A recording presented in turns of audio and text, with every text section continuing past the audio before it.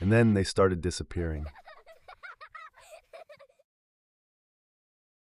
Low River Ridge always felt too quiet, even for a camp sunk deep in the pines. The lake never rippled unless the wind forced it to. Birds perched but never sang. It was the kind of place where you could hear your heartbeat if you held still long enough. I, Mara Valen, had been a junior counselor there for 2 weeks, long enough to know something was wrong, but not long enough to understand what. The first sign was the absences.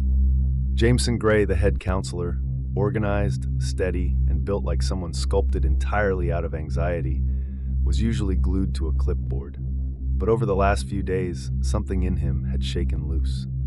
He'd go quiet mid-sentence, staring across the lake like he was waiting for something to surface.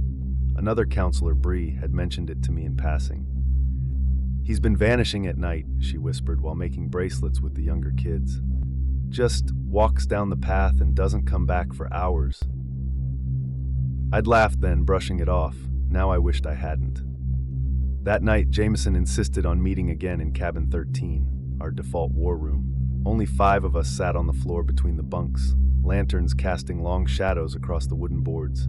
Me, Bree, Sloan, our resident funny guy who never shut up, Theo, who barely spoke at all, and Jameson pacing grooves into the floor.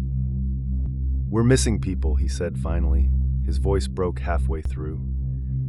"Who?" Bree whispered. Jameson looked at the empty bunk across the cabin. "Counselors from the other ridge, and some kids." Sloan tried for humor, though it landed weak. "Well, if they ran, I don't blame them. Food here tastes like sadness." No one laughed. Jameson's eyes flicked toward the window, into the dark beyond it. "I think someone's been taking them."